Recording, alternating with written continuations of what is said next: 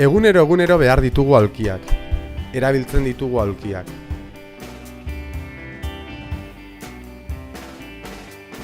Aulkiak baliatzen ditugu lanean. Aulkiak ikasteko. Aulkiak jolasteko. Aulkiak ematen digu pentsatzeko behar dugun oinarria. Aulkiak ematen digu tabernan politikaz eztabaidatzeko erosotasuna. Edo aulkiak ematen amamaren kontuak entzuteko berotasuna. Zertarako balio dute aulki bakarti eta hutzek? Zertarako balio duten museo eta liburutegietako hautzez beteriko aulkiek? Pertsonok egiten ditugu aulkiak erabilgarri. Eta gutako pertsona bakoitzak aulki ugari eduki ditzake. Baina aulki batzuk gu baino ez. Bidean denetarik aurki dezakegu.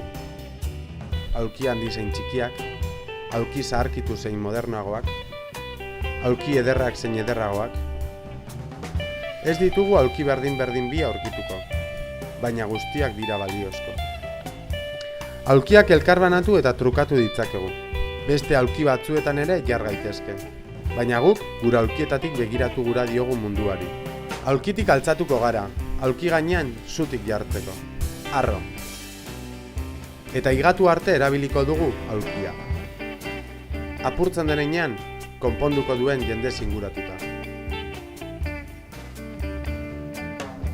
Eta jolas egingo dugu gure aulkiarekin. Gure hizkuntzarekin. Euskararekin. Elkarrekin.